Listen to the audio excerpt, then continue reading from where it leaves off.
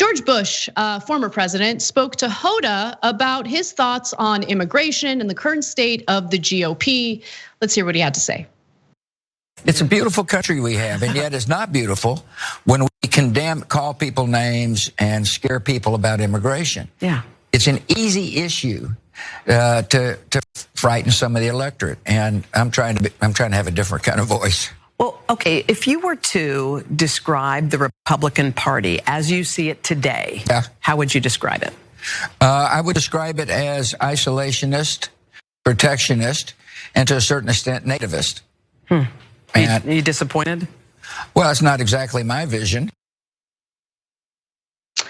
So it's interesting because I went back to watch some of his speeches on immigration when he was president, because I was sure that I was going to find language that goes along with the GOP narrative of like, oh, we got to shut everyone out and we need to be awful to asylum seekers. But he was calling out nativists even when he was in office. But he had some pretty awful policies that impacted immigration and immigrants, including, by the way, the Patriot Act, which allowed for the United States to hold immigrants or non-citizens under indefinite detention. I mean, it really did away with some of the legal protections that undocumented immigrants or immigrants who aren't citizens have. Like, those legal protections matter. So he's got to take a good hard look at what he contributed to this broken system. And I have a lot more on that. But Francesca, what are your thoughts? Yeah, I mean, absolutely. And it is amazing that George W. Bush is trying to be public now without saying first, I'm sorry. And yeah, you should probably indict me for war crimes. Like, that's it. That's all I want to hear him say. That's all he should say. And his entire administration, like you were saying, set us up for Trump. The trillions of dollars of debt that both wars created, the amount of border militarization under Homeland Security, which was a department created because of 9/11 and the response to it, right? Like, the calling people names is bad. Yeah, remember when you call people evildoers and terrorists and you're either with us or against us? Homie, this was your legacy. There's a reason that you've been like put out to pasture, as he then says, right? It's because nobody likes you. And the fact that mainstream media somehow is the only one, and so-called liberal media is trying to resuscitate him is insanely infuriating. But again, this is that dangerous stuff. Look, Democrats sleepwalked into the Trump administration just the same as Republicans. And you see that so perfectly with the lack of self-awareness, the lack of understanding of his legacy that George W. Bush has right there. He set it up, Trump knocked it down. Like, you're looking at what you sowed, and we had to all reap it. Yeah, I mean, it's such a great point. And really the big difference between someone like George Bush and Donald Trump, and what I would argue made George Bush a lot more dangerous, is that he had like this friendly, likable persona that I think helped cover up the awful policies that he implemented, both through foreign policy and through domestic policy. I mean, hate crimes toward Muslims in the United States shot up during his administration as a result of some of the rhetoric that they were using, terrorist rhetoric, which really took off during the Bush administration. We invaded countries based on faulty intel, arguing that invading Iraq made sense because they had weapons of mass destruction. And of course, there were no weapons of mass destruction, and the American people were sold a complete lie. And we remain in the Middle East with these forever wars till this day as a result. Like, these are things, you're right, he should apologize for and at least reflect on, or at least be forced to reflect on by the very people who are now interviewing him, right? Because look, who's Hoda's co-host, though, Anna? What do you expect? Hoda's co-host is George W. Bush's daughter.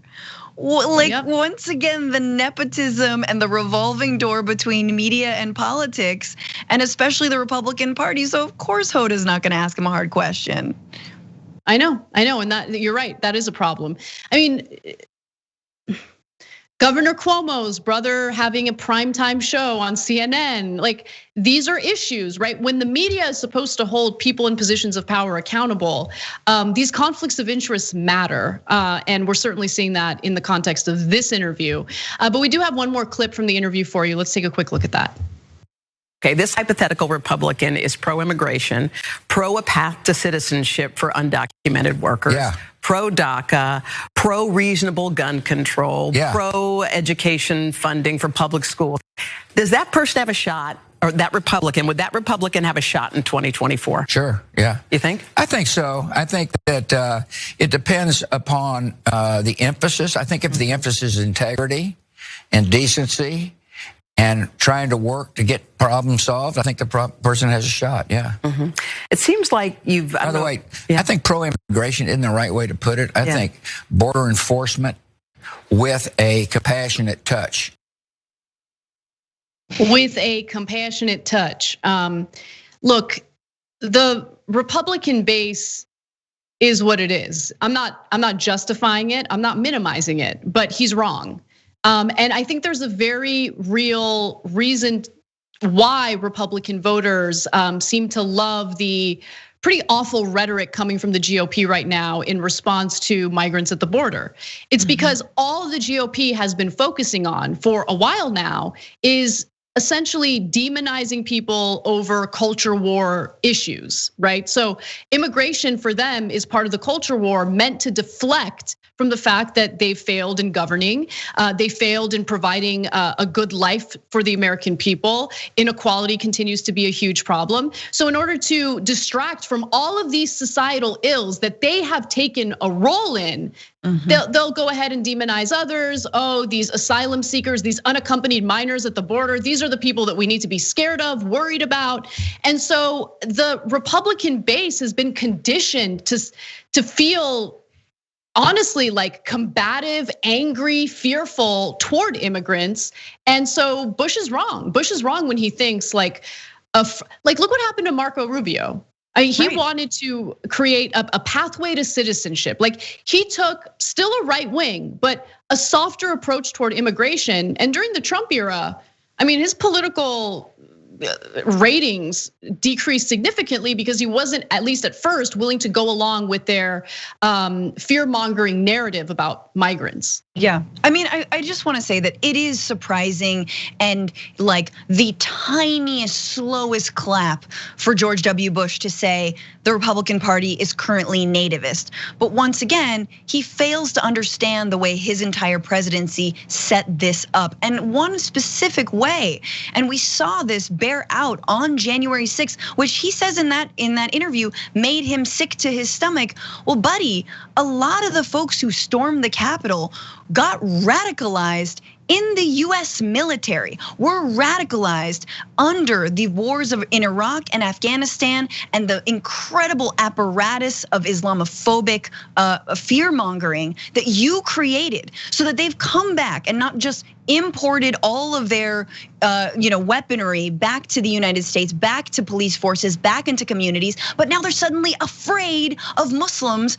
And they see, Sharia law in the mirror behind them, like it's Candyman or something. And like, that is exactly the that's a kind of hatred and rhetoric that Bush's administration fomented. So it's, again, you're totally right. It reminds me of why Bush drove me crazy, which was that at least Trump has the decency to be a POS. Does that make any sense? Like he's fully the POS that he is. Like he owns so it unabashedly, right? But like Bush would always sort of like, we are a force for good. And you're like, no, you're not. No, you're not. Why am I crazy? Like, and that is, I think, and the last thing I'll say is that Republicans hate Bush too, all right?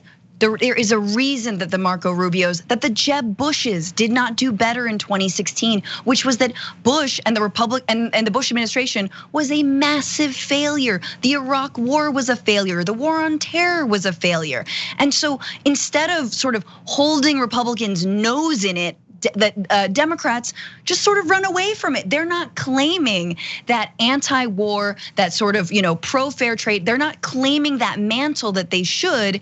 They allowed a demagogue wannabe populist to do it in the form of Trump. And we wanted Bernie Sanders over here and he would have won. Anyway, Hannah.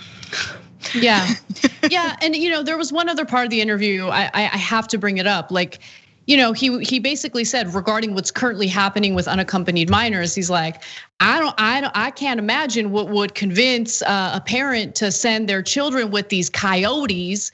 And it's like, well, I mean, you can imagine it. You just have to sit down and actually think about it, right? And it's not only his policies that played a role in essentially creating an unlivable situation in the very countries that people are fleeing right now. I mean, you got to take a look at your father's legacy, right? When he was the head of the CIA, he engaged in all sorts of awful policies in Latin America, supporting dictators, overthrowing democratically elected leaders because they don't go along with what US business interests want. All of those things destabilized these countries in Latin America. And they continue to be destabilized. They continue to be, rife with violence, corruption, and people are fleeing, looking for safety. And in some cases, parents are so desperate that they're willing to put their children on that incredibly dangerous journey to try to get them to safety. So there are explanations for what we're experiencing at the border. It would just require politicians like George Bush to have a moment of self-reflection, or it would require journalists to demand that they have a moment of self-reflection. And unfortunately, in this case, we didn't get any of that. So are you gonna buy his book though? Anna, lastly? No, just a coffee book? No, not even to laugh at? No, I'm not spending money on that garbage. But a book that I am reading right now that you guys should absolutely check out is, it's called Homewreckers by Aaron Glantz. Excellent book to kind of understand all of the failures in responding to the 2008 economic collapse and why it is that we're seeing inequality continue till this day.